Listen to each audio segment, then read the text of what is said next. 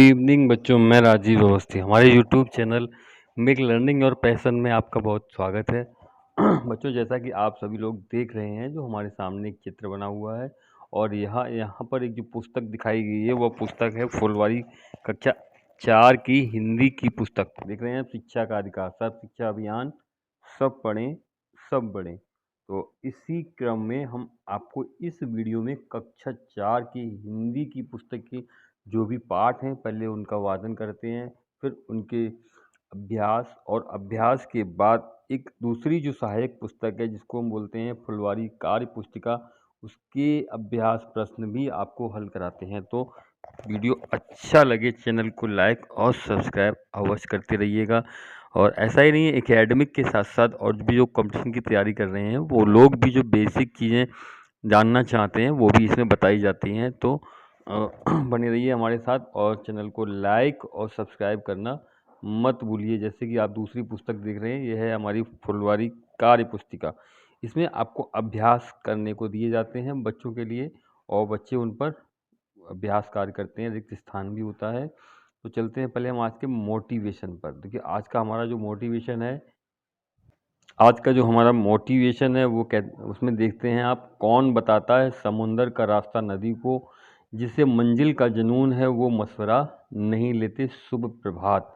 तो इसी के साथ अब हम आज का अपना जो पाठ स्टार्ट करते हैं। पाठ का नाम है पाठ 19। पाठ का नाम है श्रुति की समझदारी। देखिए, श्रुति जो है एक बच्ची का नाम है और समझदारी यहाँ पर क्या दिखाया गया है इस कहानी में, ये बताने की कोशिश की गई है कि हमारे आसपास के वातावरण में कुछ ऐसे बच्चे हैं जो शिक्षा से वंचित रह जाते हैं। तो उनके लिए सर्व शिक्षा अभियान जो चलाया गया है वो उन्हीं बच्चों के लिए चलाया है कि हमारा कोई भी बच्चा शिक्षा से वंचित न रह जाए। बच्चे का तात्पर्य है 6 से 14 वर्ष। 6 से 14 वर्ष को अनिवार्य शिक्षा दी जानी आवश्यक है।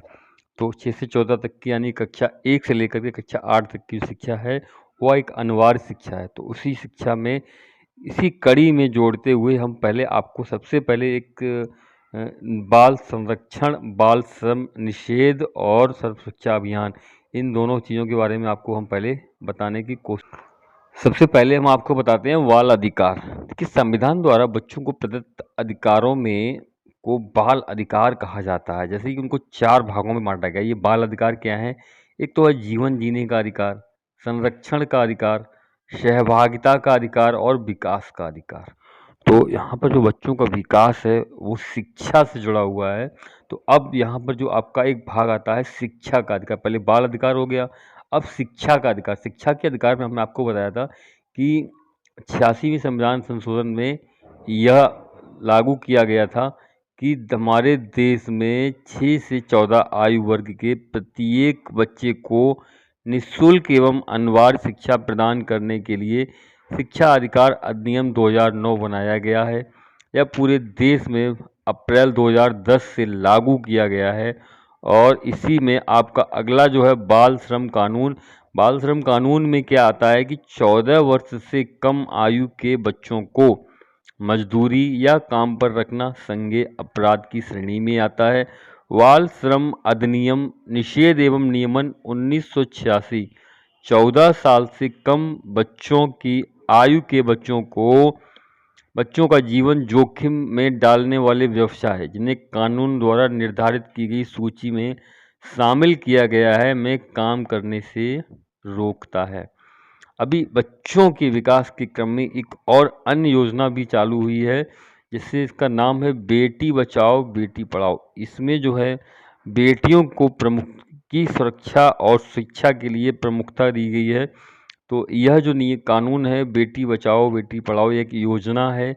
ये 5 वर्ष से के आयु वर्ग में घटते लिंग अनुपात की प्रवृत्ति +2 में भारत सरकार ने एक नई योजना बेटी बचाओ बेटी पढ़ाओ, क्योंकि जो भारत में महिला पुरुष यानी लिंगानुपात जो है उसमें महिलाओं की संख्या कम है, तो इस संख्या को ध्यान में रखते हुए एक योजना प्रारंभ की गई।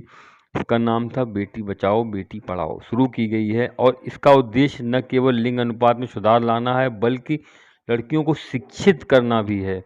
तो ये जो है हमारे 4 प्रमुख कानून हैं। पहला कानून आपका बाल अधिकार, दूसरा शिक्षा का अधिकार, तीसरा बाल श्रम और चौथा बेटी बचाओ बेटी पढ़ाओ। ये बच्चों के विकास के लिए भारत सरकार द्वारा चलाए गए विभिन्न कार्यक्रम हैं। अब हम अपने अध्याय की तरफ बढ़ते हैं। पाठ का नाम श्रुति की समझदारी। श्रुति एक बच्ची का नाम। इस पाठ के माध्यम से ये बताने की कोशिश की गई कि एक बच्ची ने कितनी समझदारी से कितने बच्चों का भविष्य उज्जवल किया है। तो यहाँ पर हम देखते हैं, चलिए हम पहले पाठ को पढ़ना स्टार्ट करते हैं। क्या है कि श्रुति अपनी कक्षा की मेधावी छात्रा थी। वह हमेशा प्रथम श्रेणी में उत्तीर्ण होती थी, यानी पास होती थी। उसके पिता पुलिस विभाग में अधिकारी थे। सरकारी आवास न मिल पाने के कारण वे शहर के एक छोर पर किराए के मकान में रहते थे। पास ही में झुग्गी झोपड़ियां थीं, जहां गरीबी में रह रहे कुछ परिवार अपना जीवन यापन कर रहे थे। अधिकांश परिवार मजदूरी पर ही निर्भर थे। उनके पास आय का कोई निश्चित साधन नहीं था। कोई किराए पर रिक्शा चला रहा कर तो कोई ईंट गारा ढोकर 2 जून की रोटी जुटा रहा था। श्रुति रोज जब स्कूल की ड्रेस पहन में तैयार होकर स्कूल जाती थी तो झुग्गी झोपड़ी में रह रहे बच्चे ललचाई नज़रों से उसे देखा करते थे। इसी झुग्गी झोपड़ी की एक औरत श्रुति के घर में काम करने आती थी। उसकी 10 साल की बच्ची थी अंजू। अंजू अक्सर ही अपनी माँ के साथ आ जाया करती थी। शुरू शुरू में वह साफ सुथरी नहीं रहती थी, लेकिन श्रुति की मम्मी के बार बार समझाने के कारण उसकी माँ उसे साफ सुथरा रखने लगी। श्रुति जब शाम को स्कूल से वापस लौटकर आती तो अंजू अक्सर वहीं आसपास खेल रही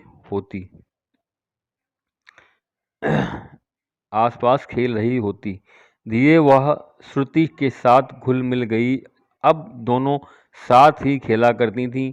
मम्मी सोचती थी कि चलो अच्छा है, श्रुति को खेलने के लिए एक सहेली तो मिल गई। देखिए यहाँ पर ये जो बच्ची है जो पढ़ने जा रही है श्रुति है, यह अंजू है और ये खेल रही है। और ये श्रुति की माँ है, ये अंजू की माँ है जो घर का काम कर रही है।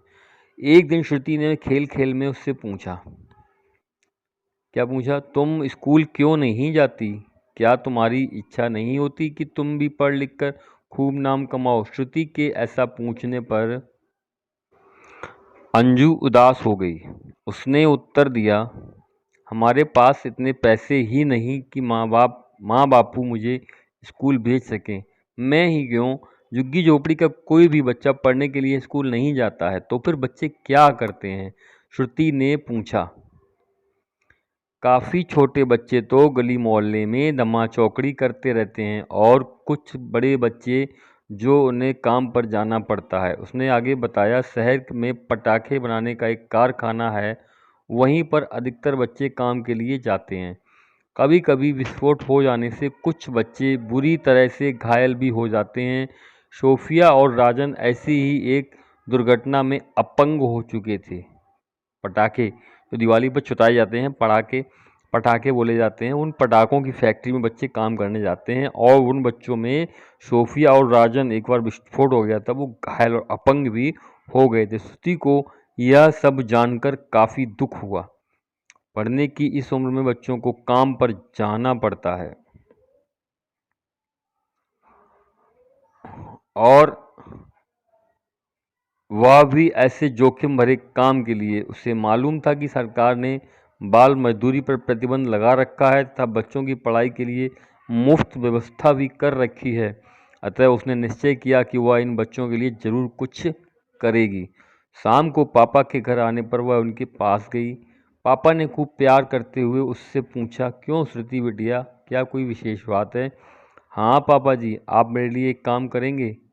पिताजी, क्यों नहीं, मैं अपनी प्यारी बिटिया के लिए कुछ भी कर सकता हूँ, पापा ने श्रुति से कहा। श्रुति आगे बोली, पापा जी, पास में जो झुग्गी झोपड़ी है उसमें अधिकांश बच्चे पटाखे बनाने की फैक्ट्री में काम करते हैं। चूँकि बच्चों को मजदूरी काफ़ी कम देनी पड़ती है, इसलिए फैक्ट्री का मालिक केवल बच्चों को ही काम पर रखता है। लेकिन बच्चों से काम लेना तो अपराध है। पापा ने कहा, हाँ पापा जी, मैं भी तो यही कहना चाहती हूँ, आप इन बच्चों के लिए कुछ करते क्यों नहीं? मेरी तरह उनकी भी तो पढ़ने, खेलने और पढ़ने की उम्र है। श्रुति ने कहा, पापा को अपनी बेटी की समझ पर गर्व हो आया। फैक्ट्री पर छापा मार कर उन्होंने वहां काम कर रहे सभी बच्चों को मुक्त कराया तथा बाल श्रम कानून के उल्लंघन में फैक्ट्री मालिक पर भी कार्रवाई कराई। इतना ही नहीं, उन्होंने समीप के सरकारी स्कूल में सभी बच्चों का दाखिला भी करा दिया। झुग्गी झोपड़ी के सारे बच्चे खुशी खुशी पढ़ने के लिए स्कूल जाने लगे। श्रुति की खुशी का कोई ठिकाना न था, क्योंकि उसकी प्यारी सहेली अंजू स्कूल को जाने लगी। तो यहाँ पर एक श्रुति का एक समझदारी भरा कदम उस झुग्गी झोपड़ी में रह रहे बच्चों के जीवन में खुशियाँ ले आया। इसलिए यह पार्ट बहुत इम्पोर्टेंट बनता है और इसमें आपको कुछ चीज़ें और बताई गई हैं, जैसे बाल अधिकार। बाल अधिकार के बाद आपको बताया गया था बाल श्रम निषेध। इसके बाद शिक्षा का बेटी बचाओ बेटी पढ़ाओ।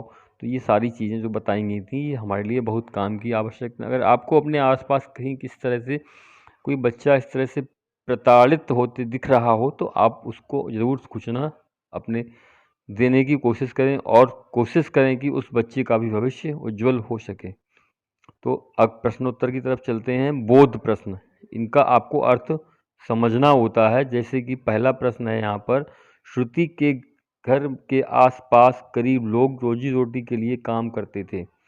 श्रुति की मम्मी ने अंजू की माँ को बार बार क्या समझाया? एक दिन श्रुति ने खेल खेल में अंजू से क्या पूछा? पहला प्रश्न क्या, श्रुति के घर के आसपास लोग गरीब रोजी रोटी के लिए क्या काम करते थे? देखिए, रिक्शा चलाते थे, क्या करते थे, माल ईंट गारा का काम करते थे, भट्टे पे जाते थे। श्रुति की मम्मी ने अंजू को बार बार क्या समझाया? श्रुति की मम्मी ने अंजू की माँ को समझाया कि इसको साफ रखा करो, तो क्या गंदी रहती थी। एक दिन श्रुति ने खेल खेल में अंजू से क्या पूछा? अंजू से क्या पूछा कि क्या तुम पढ़ने जाती हो? क्या तुम्हारा मन नहीं होता पढ़ने के लिए? श्रुति ने शाम को पापा से किस काम के बारे में बात की? श्रुति ने शाम को पापा से फैक्ट्री में बच्चों के काम करने के बारे में बात की। किस बात से श्रुति की खुशी का ठिकाना न रहा? क्योंकि जब शिकायत करने पर फैक्ट्री में छापा पड़ा और बच्चे आज़ाद कर दिए गए और उनको स्कूल भी में एडमिशन करा दिया गया और साथ में श्रुति की सहेली अंजू भी स्कूल जाने लगी। इस बात से श्रुति की खुशी का ठिकाना न रहा। अब हम रिक्त स्थान भरते हैं। रिक्त स्थान भरिए। नीचे लिखे शब्दों में सही शब्द छांटकर वाक्यों को पूरा कीजिए। जैसे कि लिखा है, धीरे धीरे वह श्रुति के साथ घुल मिल गई। यहाँ पर घुल मिल शब्द आएगा। अंजू अब साफ सुथरी, थोड़ा हमने संचित में लिख दिया है, तो ये बड़ा शब्द आएगा साफ सुथरी। अगला है, बच्चे गली में धमा चौकड़ी। यहाँ धमा चौकड़ी लिखा है, ये पूरा शब्द यहीं पर ही आएगा। और तुम पढ़ लिख कर खूब नाम कमाओ। तो यहाँ पर ये हो गए आपके रिक्त स्थान। अब हम चलते हैं आगे की ओर। कहानी को, कथनों को कहानी के क्रम में लिखिए। देखिए क्या है, ये कहानी की जो लाइनें हैं वो दी गई हैं। धीरे धीरे वो श्रुति के साथ घुल मिल गई। अंजू उदास हो गई, उसने उत्तर दिया, हमारे पास में पैसे ही नहीं हैं।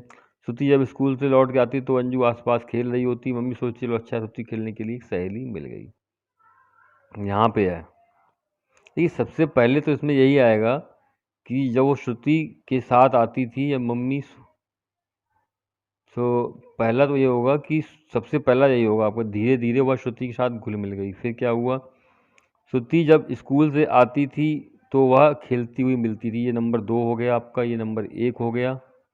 इस दोबारा नंबर डाल देते हैं इनका। पहला वाला नंबर 1 हो गया और ये हो गया नंबर 2। तो मम्मी सोचती थी, तीसरा हो गया। अब चौथा यही है अंतिम वाला। अंजू ने, श्रुति ने खेल खेल में उससे पूछा, अंजू तुम्हारा मन नहीं लगता? और ये पांचवा जो अंतिम है, ये दूसरा वाला वाक्य होगा। अंजू उदास हो गई, उसने उत्तर दिया कि हमारे पास इतने पैसे नहीं हैं कि हम स्कूल जा भेज सकें। अब हम चलते हैं अपने पाठ के अन्य प्रश्नोत्तर की तरफ। जैसे कि आप यहाँ पर देख रहे हैं, आप स्कूल क्यों जाते हैं? अपने विचार बताइए। आप स्कूल क्यों जाते हैं? पढ़ने लिखने के लिए। ठीक है। दूसरा है, आप स्कूल जाते समय तैयार होने के लिए क्या क्या करते हैं? देखिए, हम पहले अपने शरीर को साफ़ करते हैं, अपना बैग तैयार करते हैं, फिर नाश्ता करते हैं। स्कूल न जाने से क्या क्या नुकसान होते हैं? स्कूल न जाने से हम अनपढ़ और गंवार हो जाते हैं। श्रुति के गांव के अधिकांश परिवार मजदूरी पर निर्भर थे। आपके गांव में अपना गुजारा करने के लिए लोग क्या क्या करते हैं? जो सामान्य लोग धंधे करते हैं, मजदूरी, दैनिक मजदूरी, रिक्शा चलाना, सब्जी बेचना या फिर लेबर का काम करना, मजदूरी का, ईंट गारा का, तो ये लोग सामान्य काम होते हैं। श्रुति ने अपने आसपास एक समस्या देखी और अपने बड़ों को मदद करे उसका समाधान कर दिया। कि आपके पास आसपास क्या समस्या है, आप उसे कैसे किसकी मदद से हल करेंगे, ये अपने बोध चीज़ें हैं। अब आते हैं भाषा के रंग। जैसे कि आपने देखा होगा खाना और तम, ये प्रत्यय होते हैं जो कि शब्द के अंत में जोड़े जाते हैं। जैसे यहाँ पे कार में ये खाना जोड़ दिया, कारखाना। मुसाफिर में यहाँ पे आप जोड़ोगे खाना, तो ये हो जाएगा मुसाफिर खाना। यहाँ पे आपका हो जाएगा उच्चतम, और यहाँ पर हो जाएगा मेहमान खाना, खाना स्थान के लिए आता है। तह खाना, ये भी तह खाना ही होगा, और इसमें आएगा श्रेष्ठतम, और अंत में होगा तोप खाना। तो ये जो शब्द हैं, किसी में तम जोड़ना है और किसी में आपको खाना जोड़ना है। तो ये हो गया मुसाफिर खाना, उच्चतम, मेहमान खाना, तह खाना, श्रेष्ठतम और तोप खाना। अंत में कुछ प्रश्न और हैं। श्रुति अपनी कक्षा की मेधावी छात्रा थी, वो हमेशा प्रथम श्रेणी में उत्तीर्ण होती थी। श्रुति ने पूछा, अंजू क्या तुम्हारी इच्छा नहीं होती है? तुम और तुम्हारी, यहाँ पे आपको तुम्हारी शब्द लिखा जाएगा, या तुम्हारी इच्छा नहीं होती है। अब आप आते हैं अंत में। ये दो आपने देखे पोस्टर, एक पोस्टर है बेटी बचाओ बेटी पढ़ाओ। यहाँ पर आपको दिखाया गया है कि बच्चों के विकास के कार्यक्रम में सरकार के द्वारा एक ऐसा कार्यक्रम चलाया गया जिसमें महिला और पुरुष का जो लिंगानुपात है उसमें महिलाओं की संख्या कम में सुधार लाने और लड़कियों को शिक्षित करने के लिए यह योजना चलाई गई। और दूसरा है स्वच्छ भारत। स्वच्छ भारत में लिखा हुआ एक कदम स्वच्छता की ओर। यह जो कार्यक्रम है ये भी भारत में स्वच्छता पर ध्यान देने के लिए चलाया गया है, जिससे हम सभी स्वस्थ रह सकें, बीमारी दूर हो और स्वच्छ भारत दिखे। तो ये दोनों ही पोस्टर हैं, आपको इनको समझना होगा और लोगों को बताना होगा ये हमें क्या संदेश देते हैं। आप भी पोस्टर बनाकर सार्वजनिक स्थानों पर लगाइए। किस बात पर? वृक्षों के महत्व पर और यातायात सुरक्षा पर। ये काम बच्चों के लिए दिया गया है। टीचर अपनी कक्षा में बच्चों से यह अभ्यास करवाएंगे। चलिए अब हम चलते हैं कार्य पुस्तिका की तरफ। देखिए कार्य पुस्तिका में क्या दिया गया, नीचे लिखिए शब्दों के अर्थ लिखिए। जैसे पहला शब्द है जोखिम, तो जोखिम का अर्थ होता है कठिनाई। आवास का मतलब रहने की जगह या घर। प्रतिबंध, रोक। मेधावी यानी होशियार। तो ये तो आपके हो गए शब्द और अर्थ। अगला जो है, निम्नलिखित दिए गए कथनों में सही के सामने सही और गलत के सामने गलत का निशान लगाइए। जैसे कि आप देख रहे हैं, श्रुति अपनी कक्षा की मेधावी छात्रा थी, ये बिल्कुल आपका सही है। श्रुति अपने आसपास के बच्चों या सरकारी स्कूल में दाखिला करा दिया, ये भी सही है उसने। सोफिया और राजन के साथ कारखाने में दुर्घटना नहीं हुई थी, ये गलत है। सोफिया और राजन दोनों के साथ कारखाने में दुर्घटना हुई और दोनों अपंग हो गए। श्रुति ने बाल श्रमिकों को कारखाने से मुक्त नहीं कराया, गलत। श्रुति ने बाल श्रमिकों को कारखानों से मुक्त भी कराया और उनका एडमिशन भी करवाया। श्रुति के पिता ने। झुग्गी झोपड़ी की एक औरत श्रुति के घर में काम करने के लिए आती थी, हाँ आती थी, सही है। अंजू की माँ, अंजू की जो माँ थी वो श्रुति के घर में काम करने आया करती थी। अगला जो हाँ इसी का अगला रूप देखिए, विद्यालय न जाने के साथ वाले अपने आसपास के बच्चों की पहचान करें, उनके विद्यालय न जाने का कारण लिखिए। देखिए यहाँ पर कुछ कारण हमने आपको बताने की कोशिश की है, और भी बहुत से कारण हो सकते हैं। जैसे माता पिता का गरीब होना, दूसरा है माता पिता का जागरूक न होना, बच्चों को काम पर भेजना और बच्चों को शिक्षा के बारे में जानकारी न होना। अब दिया है बाल श्रम अधिनियम उन्मूलन क्या है? बाल श्रम अधिनियम उन्मूलन 14 वर्ष से कम आयु के बच्चों को मजदूरी काम पर रखना श्रृंगे अपराध की श्रेणी में आता है। बाल श्रम अधिनियम निषेध व नियमन 1986 14 साल से कम आयु के बच्चों का जीवन जोखिम में डालने वाले व्यवसायों जिन्हें कानून द्वारा निर्धारित की गई सूची में शामिल किया गया है में बच्चों को काम करने से रोकता है। ये है बाल श्रम निषेध अधिनियम कानून। अब अंत में आप देखते हैं कि आपके आसपास रहने वाले लोगों का मुख्य पेशा क्या है। यहाँ पर आप देखते हैं मुख्य व्यवसाय कृषि, मजदूरी, दुकान, ठेली लगाना एंड सो ऑन आदि। नीचे दिए गए पोस्टर, इन दोनों पोस्टर वाला हमने आपको बताया था। यहाँ पर एक पोस्टर है बेटी बचाओ बेटी पढ़ाओ और दूसरा है स्वच्छ भारत अभियान। तो यह जो है पहला जो बेटी बचाओ बेटी पढ़ाओ है, यह किसके लिए है? बच्चियों के विकास के लिए, उनको जीवित रखना, महिला अनुपात को बढ़ाना और साथ में उनको शिक्षित भी करना। दूसरा है स्वच्छ भारत, यानी कि भारत एक कदम स्वच्छता की ओर। तो ये दोनों पोस्टर हैं, इन पोस्टरों को आप देख सकते हैं। तो वीडियो अच्छा लगे चैनल को लाइक और सब्सक्राइब अवश्य करें। बहुत बहुत धन्यवाद।